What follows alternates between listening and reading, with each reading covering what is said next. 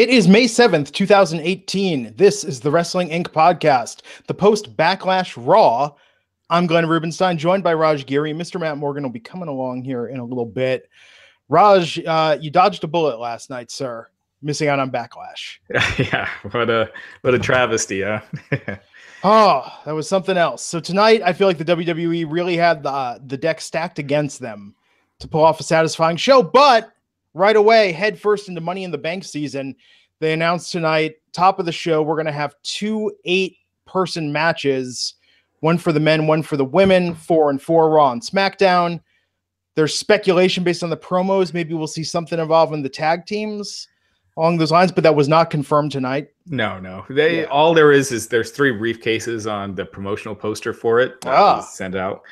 My guess is that would be a cruiserweight Money in the Bank match. Interesting. So if there is a third, I mean, so far they've only done 2, but I doubt they'd announce the third this far out. Yeah. So 6 weeks. I think a cruiserweight one would be awesome. So. Yeah. So they announced it at the top of the show, the qualifier, Ruby Riot versus Sasha Banks versus Ember Moon, and then Roman Reigns versus Sami Zayn versus Finn Balor. But first, we got this promo with Braun Strowman and Kevin Owens. Braun talking to Kurt Angle about Money in the Bank, wants to be involved in it, tells a touching story of his childhood, of kids excluding him while they built a treehouse, and then he tried to murder them by tearing down the treehouse with them in it. I thought that was quite touching. Yeah, I was a little nervous at first when you start doing the story time stuff like they were doing with Roman there for a little bit. It could be hit or miss, and Strowman doing it could easily be a miss, but I thought it ended off fine. Yeah. It was I think anytime you get one of those longer talking segments, it's just, this is gonna hit, or this is gonna just go to some uncomfortable places. Into that line when Kevin came out there and cut his promo about, what was it, Braun needs to go be forced to sit in the corner like the bad monster that he is. It was like, oh man, well, you guys got one thing to land with the writing tonight, at least. Yeah. I mean, Braun's a superstar. What can you say? Yeah, absolutely, man.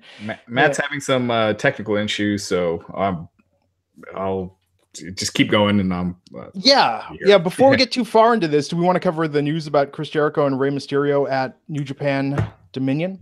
Yeah, absolutely. So the Dominion card, some of the top matches have been announced. So Rey Mysterio and Chris Jericho, who were both at the Greatest Royal Rumble just 2 weeks ago, or was it a week ago? Time's kind of flying by. It was like a week and change. Are going to be on the Dominion card.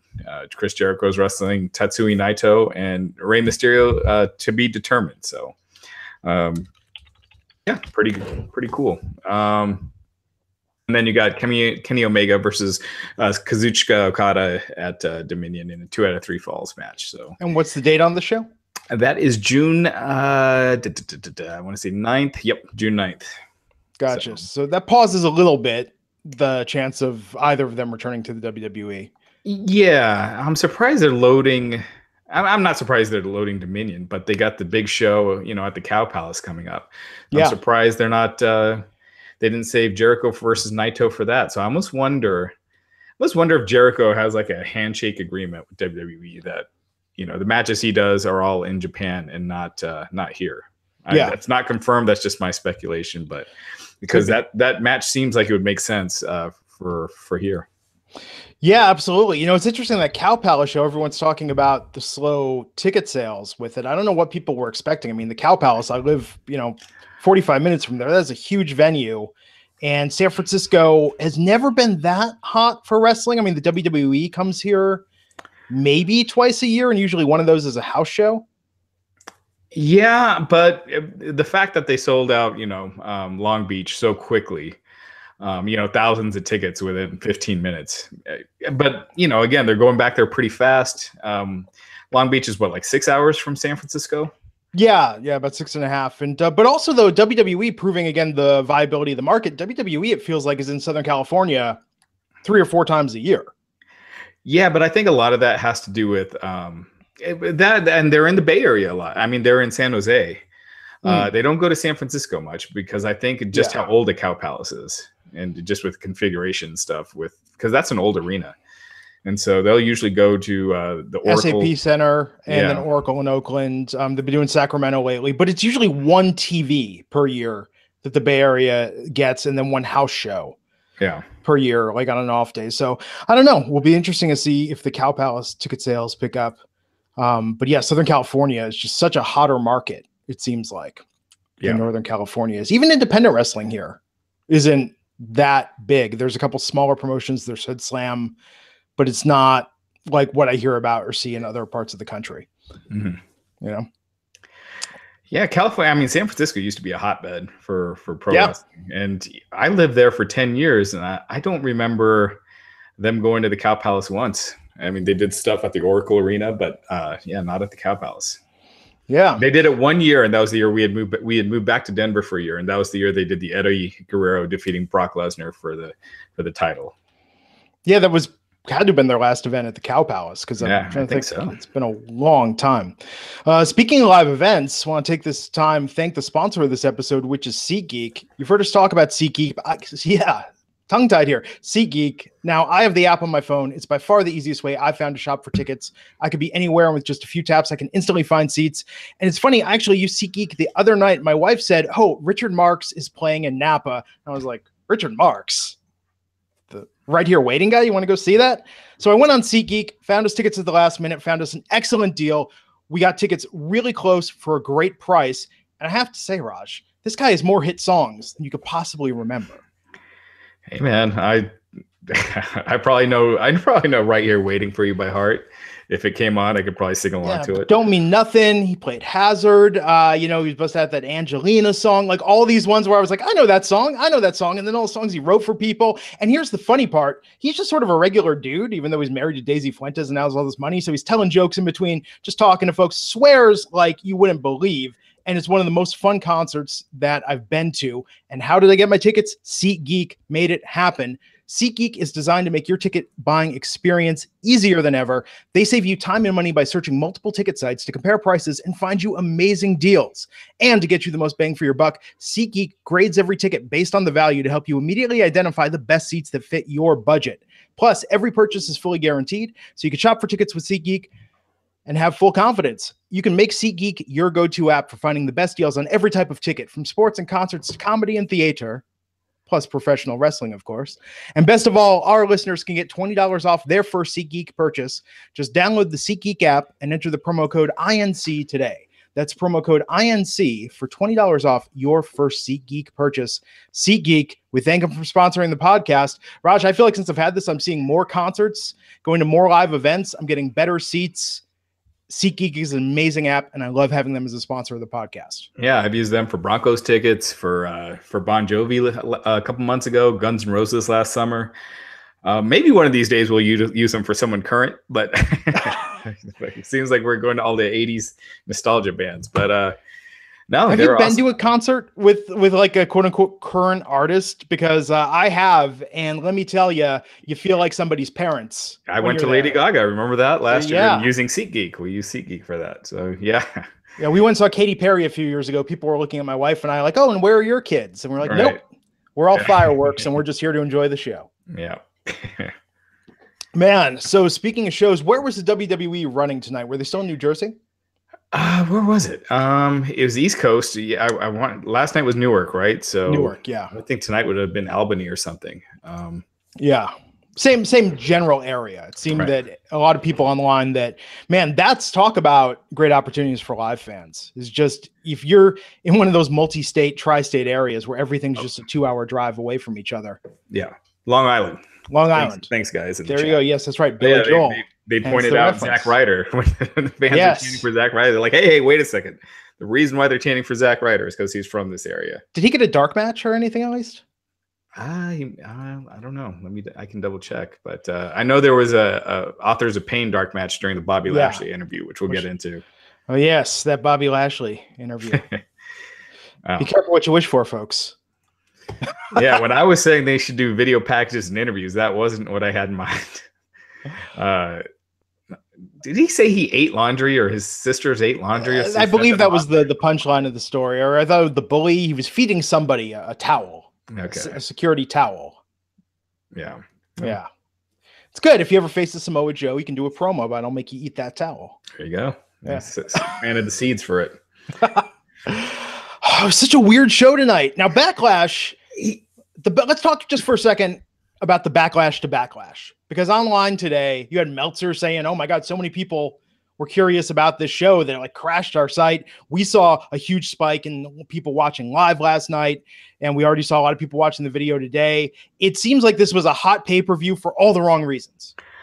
You know what? I was traveling yesterday, which is why I couldn't do the podcast. I got here. I missed the first couple of matches. So I missed Nia Jax and Alexa Bliss, and I missed Miz versus Seth Rollins.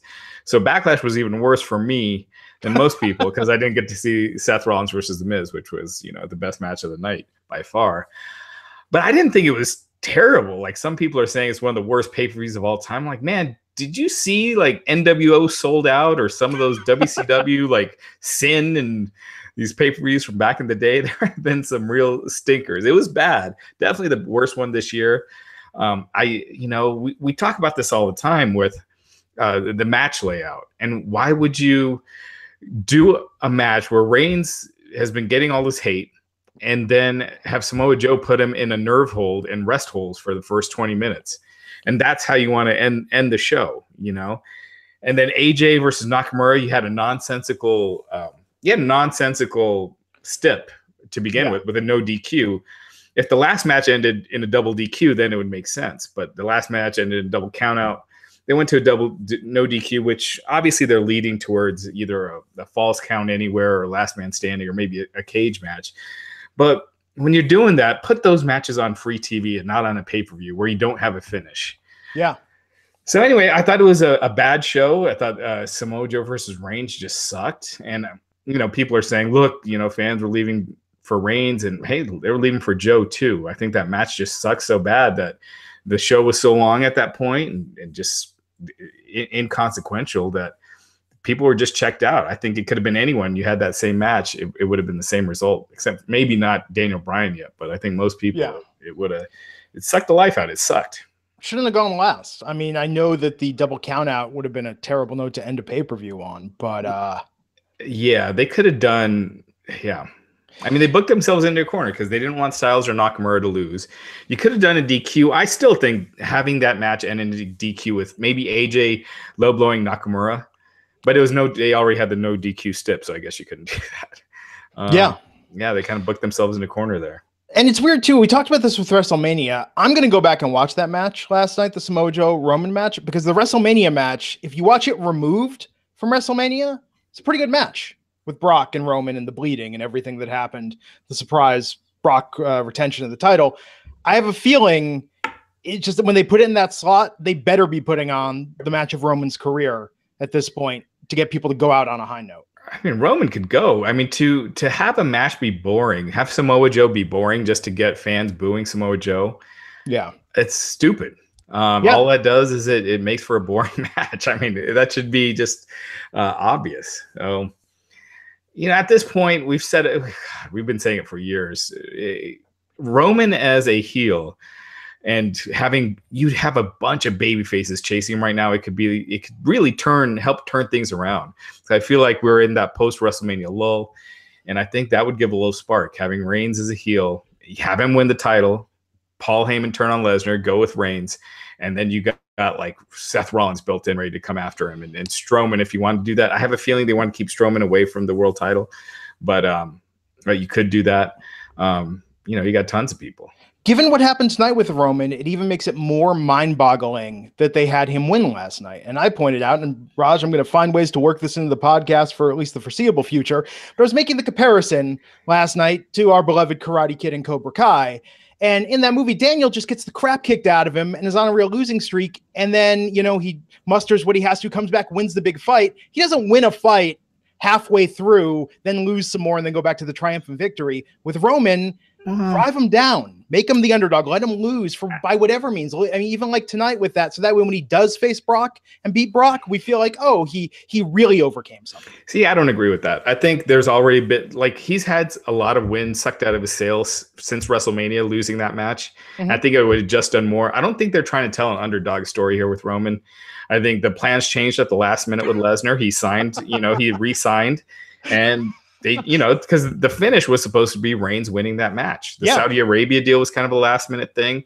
They booked it so Raymond's kind of technically, well, I guess they didn't book it that way. It was kind of an accident, but Reigns technically won that match. So that's not the story they're trying to tell right now, is that underdog story. And plus, you're talking about Karate Kid. It's not like they had Bobby whipping Daniel LaRusso in a one-on-one fight and, all the different Cobra Kais. It was although that would have been a pretty cool movie too. But that's what I'm saying, though, is the idea that you need to give someone real adversity. And with Roman, even the thing they were doing after Mania, he's been screwed over. We're mixing real life and kayfabe a little bit.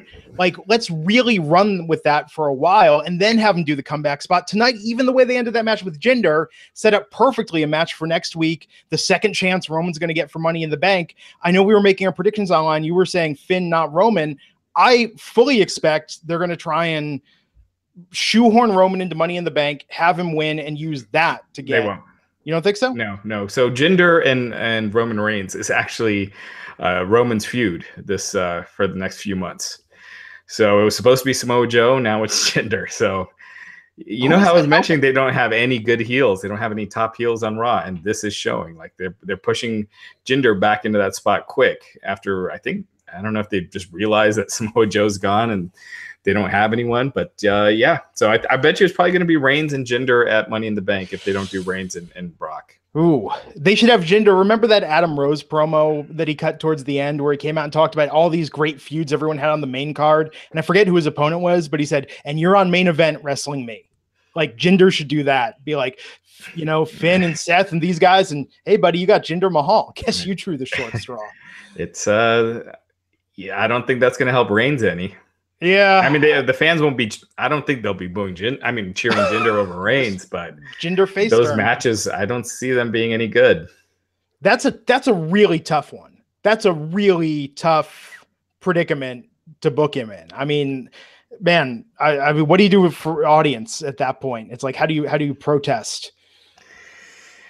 Well, what else do you do? Yeah, I mean, look at the heel side.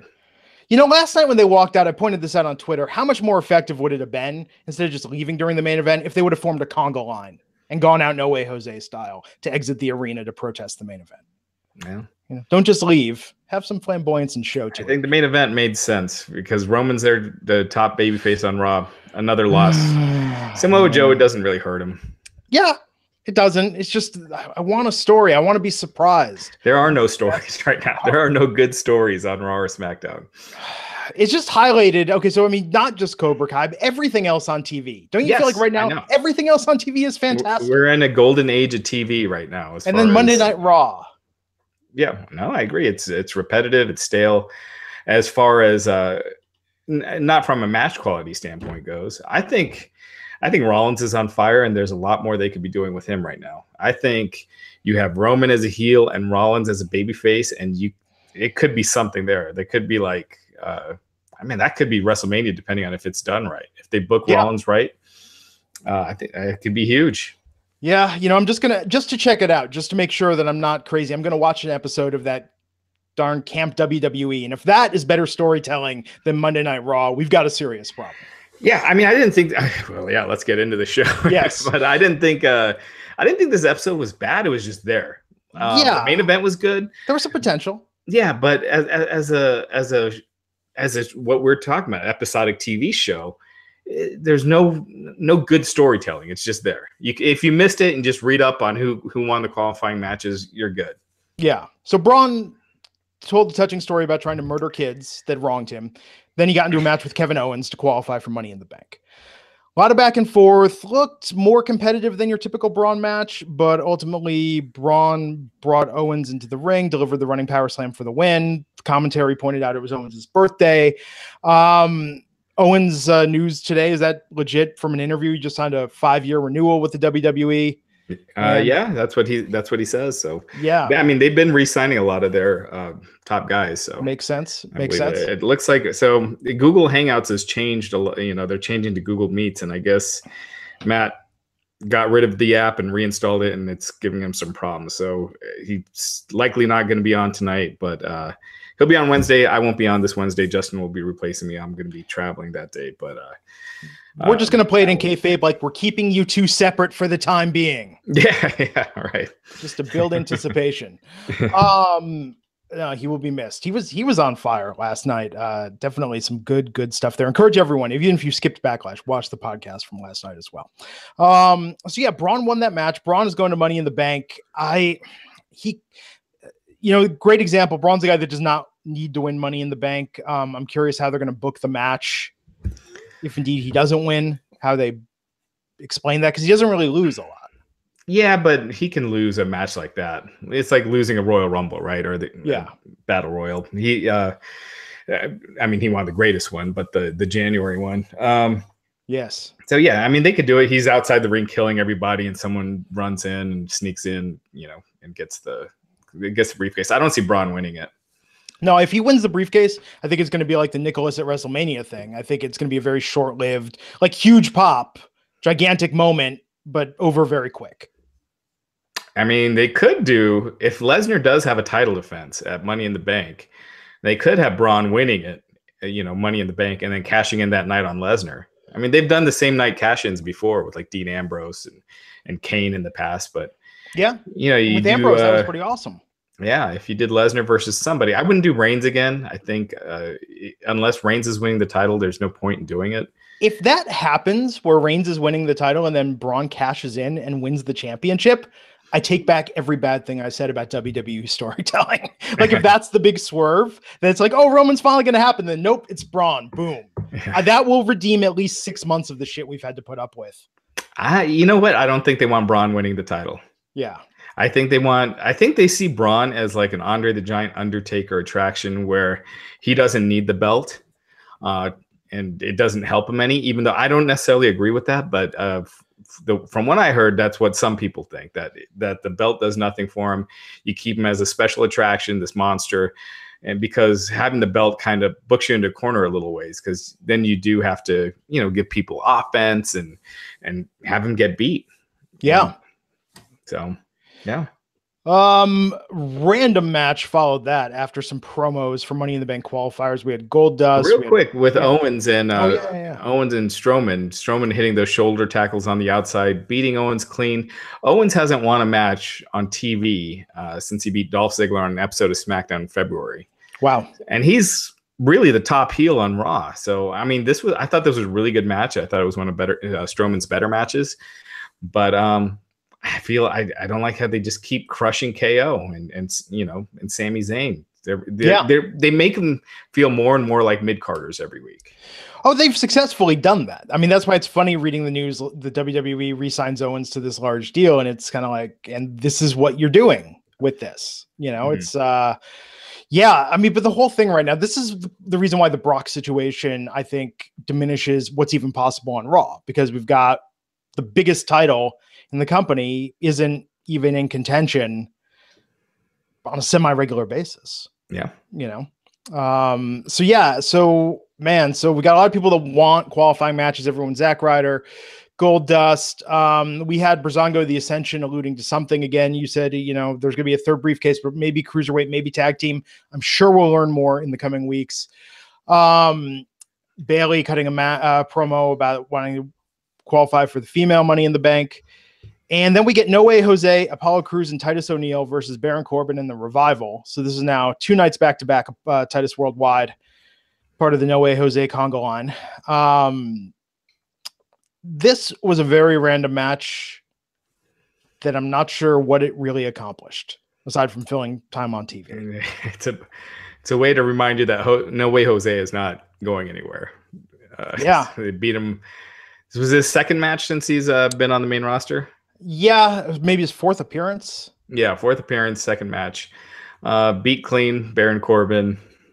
There's really not much to say here. Matt apologizes for not being able to get on tonight, and I'm going to work with him tomorrow to get it fixed, so he will be on Wednesday. Oh, I also got a text from Matt Morgan. He wanted me to point out to everyone that even though he's not here, I make very good points. And when you pay it, no, I'm kidding. Just random text from Matt Morgan throughout the show.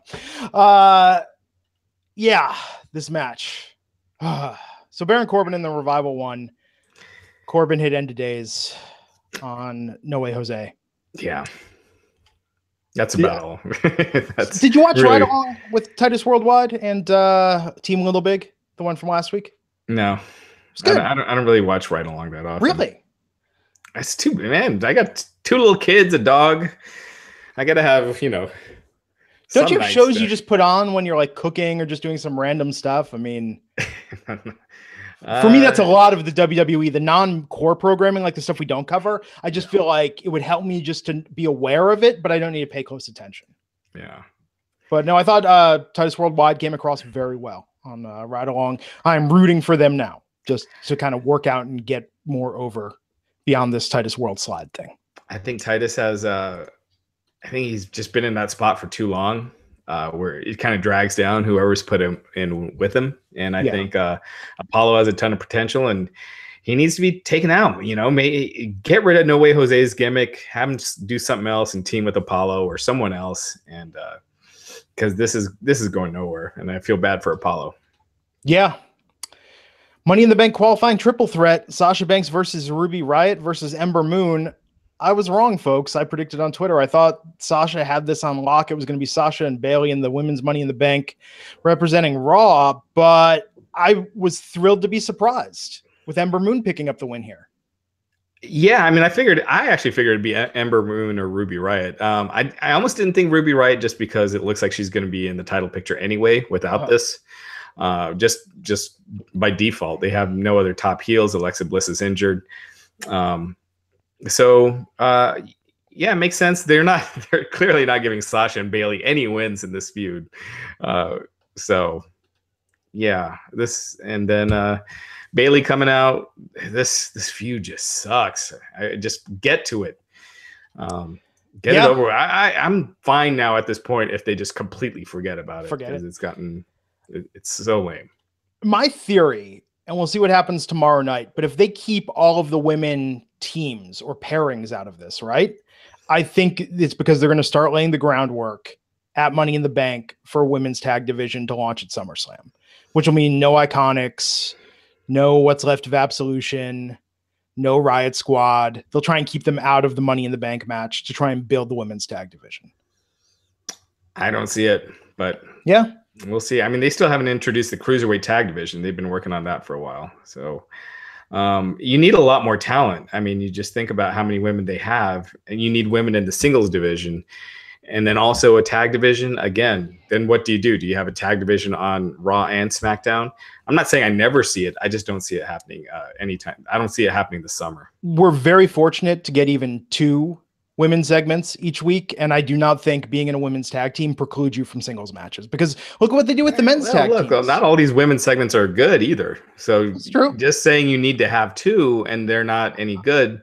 I'm not saying there's a minimum, but I'm saying that more often than not, I'll put your average women's segment against an average men's segment any day of the week. Men's segment, because there's more, has much more varying levels of quality. Yeah. To them. But how often do we talk about this with the tag feuds? They do all these one-on-one matches as part of tag feuds anyhow. So I don't think it's not like we're going to get less women's single matches if there's a tag division. Yeah, I prefer just more focus on the women's storylines than the number of segments. Yes, I think to do that, you do need to have more segments, but I just feel like they've been on cruise control with storylines for the women's division forever. And the Nia Alexa division as well.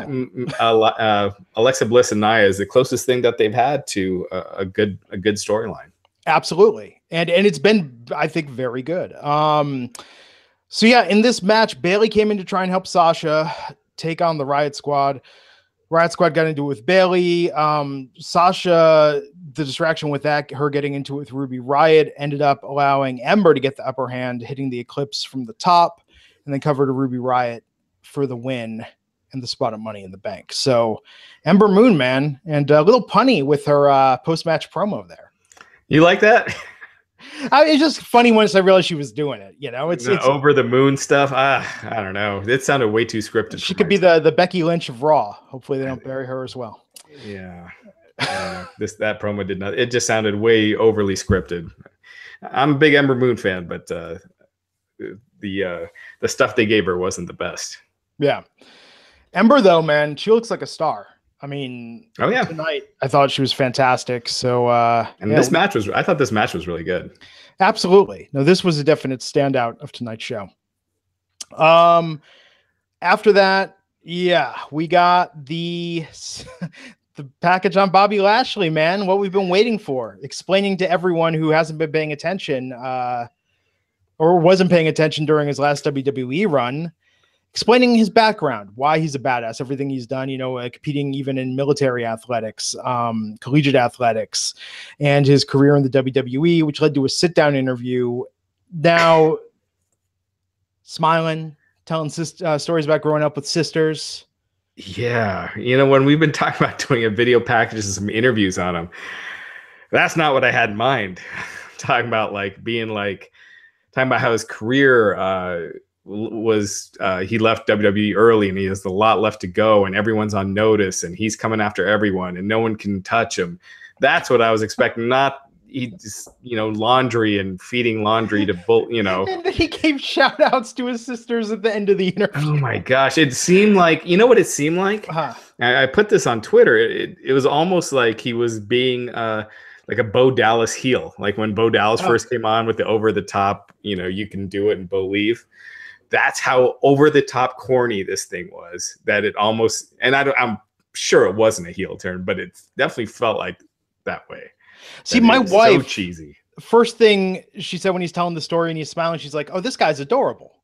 And it's like, that is not the reaction the WWE wanted to get out of this segment. And it's not, and I think that's just why people are knocking it, because I think in our heads, we've seen, we all have this idea of what Bobby could be in the WWE, and it wasn't this. And look, if you want to do that, if you wanted to have him talking about his family and sisters, that's fine, but also include some other stuff, also include some, some of the badass stuff, some of the, the MMA fights he's won, some of the,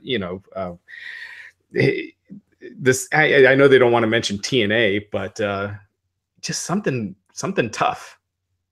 So I'm just reading the quote in chat. Yeah, I want to shout out my sister who tied me and left me in the woods.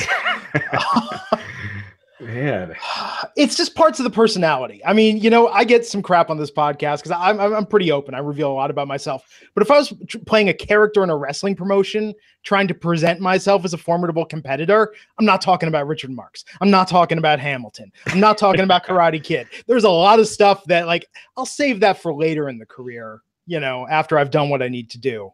Yeah. Yeah. It was a cool interview, but I just don't think that's the angle they're pushing him. That sort of character.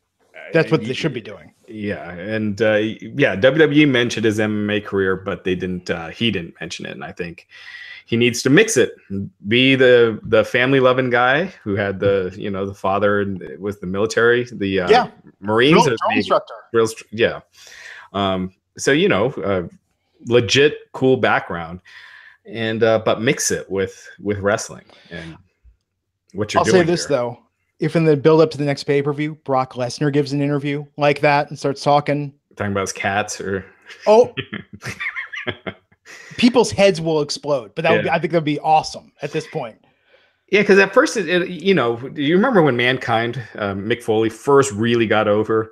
Yeah. It was those interviews he did with Michael Cole, and it ended it with him putting the mandible claw on Jim Ross. I'm sorry, it wasn't with Michael Cole, it was Jim Ross. Mm-hmm. He put the mandible claw on Jim Ross, and that's kind of what you need. You need more in character, not just this fluffy, happy-go-lucky guy who loves his sisters.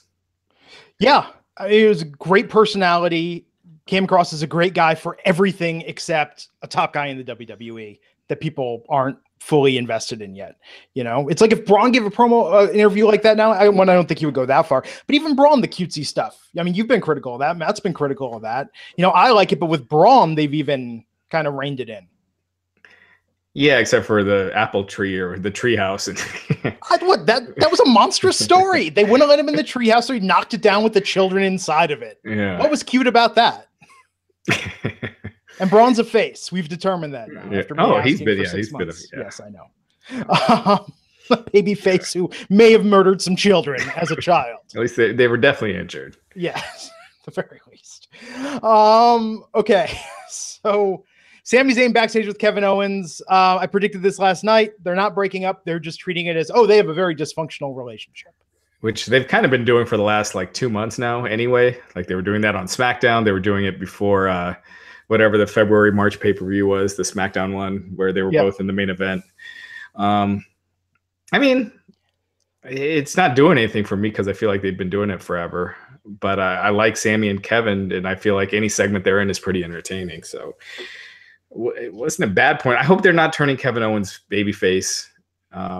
Be just because Raw has too many anyways. So yeah, and he's a great heel. Yeah, he's awesome, and Sami is too. Yeah, Jinder Mahal versus Chad Gable. Almost a squash. Yeah, a little competitive. Yeah, Chad got some offense in. Yeah, a little, but it was very clean, and Jinder kind of destroyed him afterwards too. It's kind of like they were undoing, the upset win a couple weeks ago. Yeah, when Gable beat him, that was a cool match. I mean, with this, Jinder, of course, big boot, then the Colossus, and got the win. So this makes sense based on what you're saying. I mean, if it's going to be Jinder versus Roman, just a chance to rebuild Jinder up. It's all been for this, folks. They've just been built this whole year. The IWC's feud of the year. The build of Jinder Mahal has been to feed him to Roman Reigns. Yeah. Yes. Someone's asking about the Authors of Pain. That's good timing because during that Bobby Lashley interview, the Authors of Pain did a squash match. So the people at the arena saw the Authors of Pain squash a local tag team. It's good that they're starting to do that they're realizing some segments are just death in front of a live crowd. Yeah, and with Raw, as long as it is, you don't want people just sitting on their hands for an interview segment that long. So it was good. Yeah. Okay. After that, backstage video recorded by Alexa Bliss. So she was cutting a Money in the Bank promo, still attacking Nia, calling her a bully, referencing again the Be a Star movement 2 nights in a row. Now they're bringing that into this, the real life anti-bullying efforts by the WWE. And but saying that she wants to be a women's champ again and be a champion that little girls can look up to. Mm-hmm. There's a joke there. Well, I don't think Alexa can even be in a part of this. We'll just have to see how serious that injury is. Yeah. So what happened exactly? WWE released a statement last night. Of course, people immediately went, "Oh, it's part of a storyline," but it's her shoulder she messed up. Right? Yeah, it's legit. But I don't think she's been checked out yet. So yeah, we just got to wait on that. Yeah. So it could happen. I mean, she'll probably be in the last qualifying match for this. Yeah, we got 6 weeks to go, so there's a lot of time. A lot of time. WWE time, that's years. Yeah, next week is going to be total filler because the UK tour they're going to the European tour this week, and so usually it's just dead for that week and a half, 2 weeks. So. And Raw from the UK is always usually not much happening. It's a live crowd, but since it's taped earlier in the day, they usually don't like to do too many surprises or anything big. Yeah. So avoid the internet next Monday and Tuesday afternoon, folks. Yeah. If you don't want to be spoiled, don't go on the site because we do post the live results on the site. Well, you could go on the site. Just don't click on that one article. Drew McIntyre and Dolph Ziggler versus Rhino and Heath Slater. Now, McIntyre and Ziggler introduced and referenced multiple times as a tag team. I believe they didn't reference Owens and Zayn as one, but they called them a pairing. So it feels like the tag team now is a great opportunity to really reestablish that after the superstar shakeup. I feel like it's pretty open playing field at this point. McIntyre and Ziggler tonight, I thought looked really good. What did you think of their match versus Rhino and Slater? I thought they looked great. I think you know what? Heath, Bray Wyatt and Matt Hardy, I don't know. They're doing nothing for me. I don't know about you. I think you should get the titles on these guys as soon as possible. 3MB chance tonight. Were they really? I missed that. Oh, yes. Yeah, I think Drew, I've said it before, Drew's a superstar. He's a world champion in the making if he doesn't get injured and they don't lose faith in him. I think he's a superstar in the making. I just don't want them to do the same thing. It was, the problem with the Enzo and Cass matches all those years where Dolph takes the beating, and then it's about the hot tag to the big guy. Right, but they're a heel team also, so usually they don't, he wouldn't play Ricky Morton. Yeah, I think Ricky Morton or Robert Gibson. Man, forgetting which one. But anyway, they're a heel team. I think they add a lot. I think they're money. It was good. So they won that match tonight. Drew headbutted Rhino off the apron. Ziggler tagged in, hit the zigzag Claymore combo finisher with Drew. They picked up the win. It was a good match. Elias came out, did his thing tonight, bagging on Billy Joel after last night tearing into Bruce Springsteen a little. Well, not tearing into New Jersey via Bruce Springsteen, his supposed friendship. Did you watch the after show last night, the Backlash post show? No, not yet. Closest thing to Talking Smack since Talking Smack's been off the air. Oh, yeah? Elias was really good.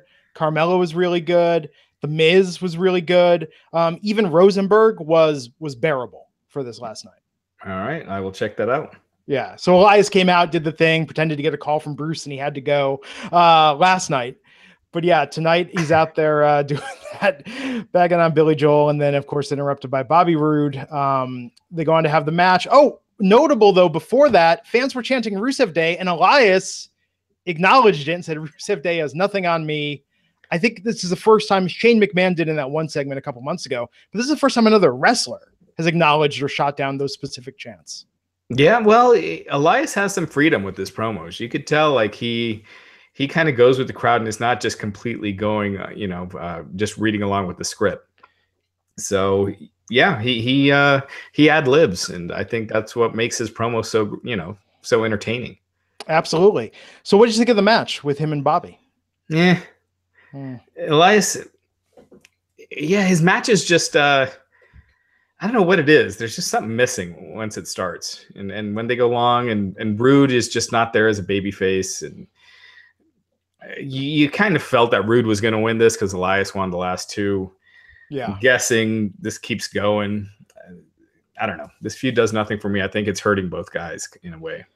Yeah, it was back and forth till Rude, of course, hit the glorious DDT. And Rude covered him for the win.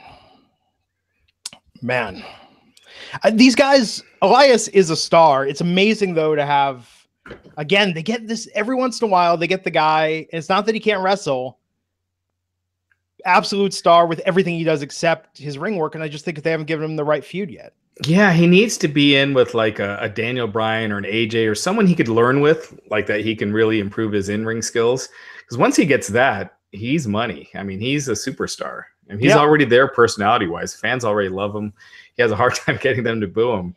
So if he could just get, work with some guys that are really good in the ring. And the problem is right now on the babyface side, there's not that many guys like that you can just kind of put him in with on Raw because everyone's kind of tied up in their own feud. So, yeah. Well, the other sister, Bobby Lashley, I think, top babyface material to feud with Elias. Oh, man. Elias and Braun was really good, but I feel like that ran its course very quickly. Yeah, and it's tough, too, because you can't do too much to Braun because of that aura that they're trying to give him. They're trying to give him that monster that, you don't leave him laying. Yeah. So there's only so much you can do in a feud with Braun unless it's a guy like Roman who could beat him. But with Elias, you knew he was never going to beat him, so you were limited. Yeah. So Seth Rollins comes out, cuts a promo. Seth, hottest superstar on the roster right now. Biggest pop, the burn it down chance. His match last night, he's peaking. Yes, yeah. I felt like he's been a step off since he returned at that WrestleMania where he faced Triple H, or, from his knee injury, actually before that.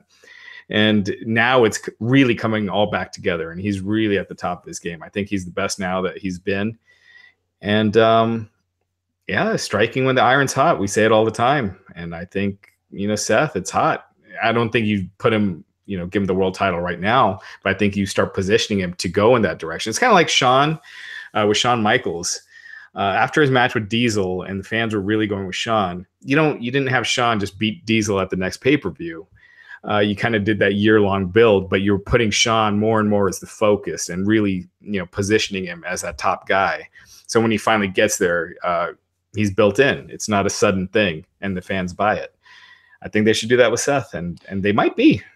Just see all the fan booking on Twitter. Everybody wants Seth to beat Brock, and then Roman to cash in on Seth. I mean, that would be a cool heel move. I mean, that would be a cool thing. To be deeper storytelling than the WWE is capable of. Hey, it would be, it has a lot of layers to it with the Rollins having cashed in on him. And if you had Roman be a heel, again, I think a Roman Seth feud could be hot with Roman as a heel. Yeah. So open challenge from Seth Rollins tonight, and who comes out to accept it? Mojo Rawley. This match did not start well, with the crowd chanting for Zack Ryder. And the announcers were quick to point out that they're only chanting for Zack Ryder because they're in Long Island. And then pointing out later that they were, in fact, a tag team on SmackDown. Yeah. Second half of this match. Good? Yeah, I thought this is first off, this is the longest match Mojo's ever had. It's also the best match. The best match he's had, yeah. That second half was really, really good. I liked his offense. I liked the back and forth. Even thought for a moment, I was like, they wouldn't do something crazy like have Mojo win, would they? Yeah, it got you guessing. Yeah.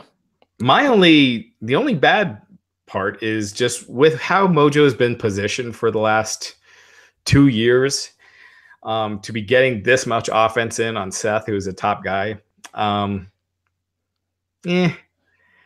never like when someone goes from being lower card to having a close competitive match with a main event guy, unless it's a long-term thing, unless you're really purposely taking them to the next level, as opposed to just a throwaway match on a TV show. And I get the feeling that they don't have big plans for Mojo. So, again, it's nitpicking. It was a good match, but I just think a top guy shouldn't be giving that much to someone that hasn't been near that level. If he'd had this match a month out from Mania and his win with the Andre last year, oh my God. Exactly. If he had a little steam and you did this, that's one thing. It could definitely boost him. Yeah. Now, some people were joking on Twitter that Seth Rollins had Mojo Rawley's best match. Really, Seth carried him to it, but for sure. But Mojo's not bad either. I mean, if you put him in the right situation, he can go. He just hasn't had those real opportunities. He's got a good look. He's got the confidence. He carries himself well. He's just not been given I was going to say he's not been given a good storyline. He's not even really been given a storyline. Right. The Zack Ryder thing, they break up and then they're not on TV the next couple of weeks. Yeah. It was that kind of stuff. Yeah. So look, I've ever since Breaking Ground, that's when I turned the corner on Mojo Rawley. I think if they give him something to follow this up, he has a lot of potential. But he can cut a good promo too. So yeah. But knowing the WWE, I'm not holding out too much hope. There's something missing. Because I think he's got a good look. I think he's got the good promos, but with the music and his outfit and his mannerisms, he needs to fix that. I think he should go back to the Zubas. Oh God, no. The Zubas spelled pre-show. Let me ask you this: have you ever worn Zubas, Raj? Hey, I remember. You remember Coco Beware and Owen Hart? I ordered a pair of Zubas after seeing what Mojo Rawley wearing Zubas. So my first thing was, they still make Zubas? Went to the website, ordered 2 pairs. It's like, these are the most comfortable pants I've ever worn. You're at the office, like, Francis, someone ordered the pants. We're back in business. Ladies getting up, sewing them. Hey, if you want zebra print order sheet, pants, it's Mojo Rawley, Glenn Rubenstein. I'm just saying, if you want zebra print pants and like a hot pink zebra print, Zubas is the only game in town. Yeah. At least maybe for men for those style of pants. So Mojo, you did good this week. Let's see what happens going forward. Oh, I was excited for this tonight. Bo Dallas and Curtis Axel versus Matt Hardy and Bray Wyatt. Of course, Bo Dallas and Bray Wyatt, brothers in real life. Bo Dallas and Curtis Axel teasing, okay, no longer the Miztourage, but they're not going to announce a new name yet. They had matching jackets. I thought this match was either going to maybe give them a little more offense and momentum, or at very least I was hoping for a cute spot between Bo and Bray, because we don't really see them in matches against each other. But what did you think of this? Were you having the same thought? Like, you thought at the very least this will have a nice meta sort of fun element? No, I mean, they've been positioned in that way for so long that you just figured it was going to be a quick match where they get beat. I mean, they're kind of the Breezango of Raw right now, right? Where they'll get some. Breezango's the Breezango of Raw now. Well, have they had a match yet? Or they had one? Yeah, their debut match, they won. Didn't they beat like the Revival? Yeah, they beat somebody, but they haven't really been used since. Yeah. But you know what I mean? Like they got personality. They're entertaining, so they'll give them some TV time. But ultimately, they're in this spot. Yeah. Closest thing we got to a cute moment was Michael Cole saying "no brotherly love" after Bray kicked Bo Dallas in the face. Yeah. But the deleter of worlds. I miss that. I miss that. That's pretty good.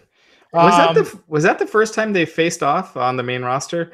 First time. I think they wrestled in NXT. Yeah. What a different world that was, where Bo was the champ. Yeah, right. Yeah, how times change. Speaking of which, I mean, that's what I was thinking. I tweeted this, but during the triple threat tonight, it was like, oh, in an alternate universe, Finn Balor and Sami Zayn are top guys in championship material, and that alternate universe is NXT. You know what I think would be best for Bo Dallas and Curtis Axel would be going back to NXT and coming up with some sort of new gimmick, new character, new team name, debut it there, get some steam, then come back to the main roster. I think they would end up there and be jobbing out to the Undisputed Era probably within 3 weeks, probably their first match. You never know. Well, it could be. Yeah.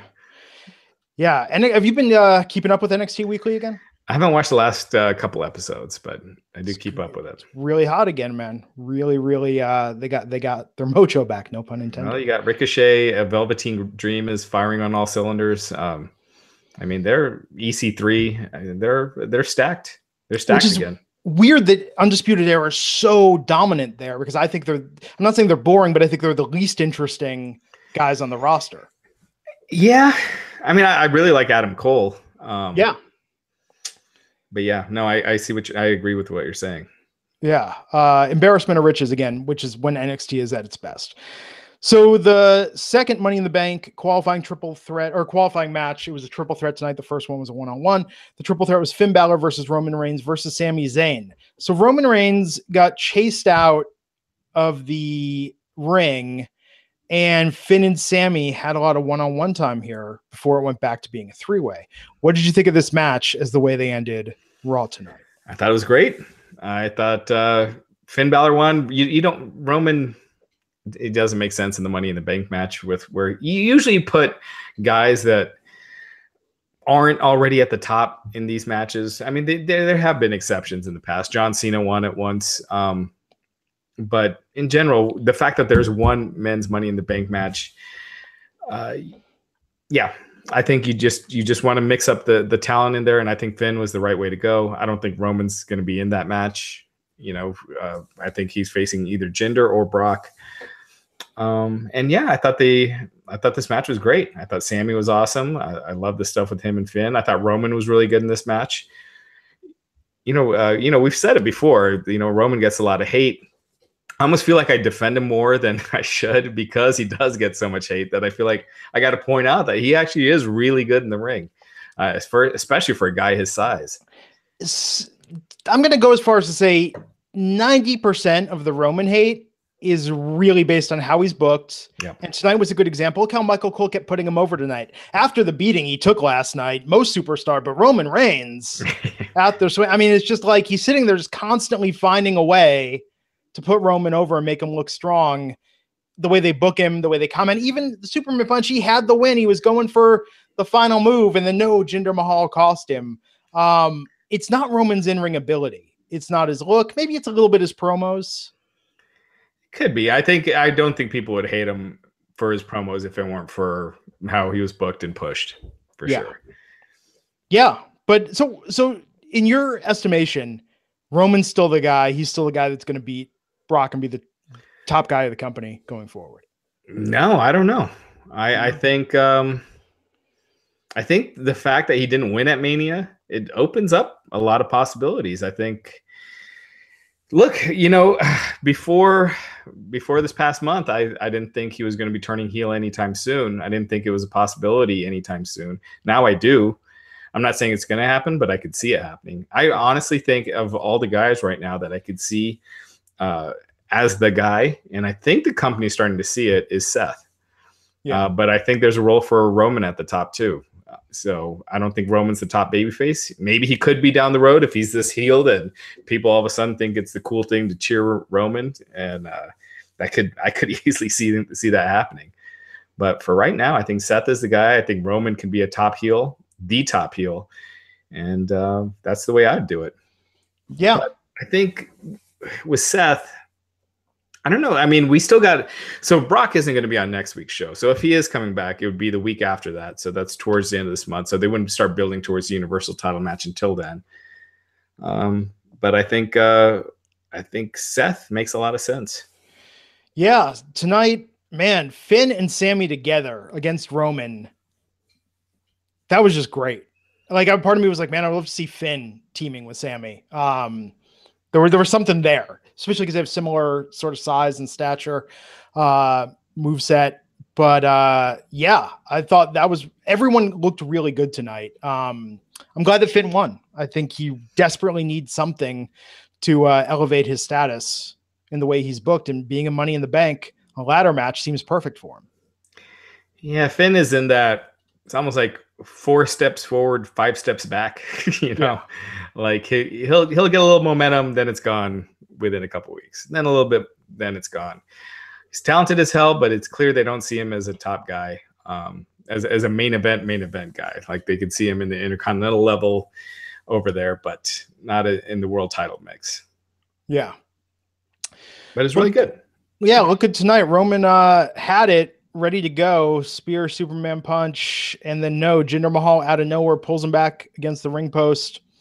Balor goes up on top, hit the coup de grace on Sammy, and got the pin, and earned his way towards Money in the Bank. So Sammy and Kevin, I mean, if they don't put them in the tag division, I'm assuming a breakup will happen, and maybe they'll be in a singles feud together again. But it's been a while now. I mean, it's going to be kind of novel to have another run of one-on-one matches between them. Yeah, I can't see them turning Sammy back babyface, since he was a babyface not so long ago. He had pretty much just turned heel in October. Yeah. So if they did something like that, it would be Owens, turning, and it would be a different dynamic for sure. Yeah. So all in all, see, when we talk about it this way, I'm kind of like, okay, Raw was pretty all right tonight. It was pretty good, but watching it, man, those lulls really low. Yeah, it just felt very uneventful. Even though you had Money in the Bank qualifying matches, it just felt like there was nothing you had to go see. There were good matches. It wasn't a bad show at all. I would say it was a solid C+, B-. There was just nothing. We talk about like a good TV show. Yeah. And sometimes you have those episodes where nothing happens, but that happens on Raw a lot. Come on, halfway through you weren't thinking, I got 3 episodes of Cobra Kai left. Right. Like, why am I watching Raw? Just gonna knock this out. Yeah, so it was there, but it was fine. Yeah. So tomorrow night, SmackDown, we're gonna have more qualifying matches. Daniel Bryan versus Rusev for Money in the Bank. Charlotte versus one of the Iconics. They're putting Daniel Bryan into the fire, like he's working. Oh yeah, so he's going to be working all the house shows on SmackDown. I had posted something about that on Friday on Wrestling Inc. But yeah, he's booked for all the house shows except for they got a live event in Taiwan and Tokyo in late June, early July. So other than those, he's booked for all the house shows. So he's full-time schedule. And yeah, he's probably going to be in this Money in the Bank match. Yeah. Probably with Big Cass as well. Oof. Yeah, man, that match sucked. Last night, so I don't know if you listened to any of our talk last night. Did. Yes. I did. Big Cass, that was something. Not looking good. When you can't have a good match with Daniel Bryan. I mean, they didn't have much time, but that was not good. Yeah. Well, we'll see. So, they're going to Japan, but they're not doing Hawaii this year. I thought was interesting. I read on. Yeah, I think they're doing Taiwan instead. Yeah, interesting. So just with the timing with that. Yeah, sorry, Hawaii, you don't get your one WWE house show a year. Yeah. Oh, man. Cool, man. So what else do we got coming up? Any other stories, anything we didn't cover? Is there anything? I feel like there's something other newsworthy. Man, this lull. I'm trying to find news. There's not really, it's not really much. Booker T is going to be on Raw next week. That's right. Coachman tonight. Dear God. Oh, man. He sounds like a guest commentator. Like he's a guest commentator that's from some USA Network show that they're like, have him on tonight to plug something else. And, like he doesn't sound like he's a full-time announcer. I don't know, man. Go back to Ryan Phillippe's last appearance on commentary promoting Shooter. And I think Ryan Phillippe was better and said more relevant things than Coachman says on a minute-for-minute basis. And he's getting worse. I thought he wasn't bad at first, but now, when Booker replaced him out 1 week, I'm like, Jesus, Booker's better than Coachman. And Booker's nuts. I mean, on the pre-show last night, he was, sounded barely aware of what was going on.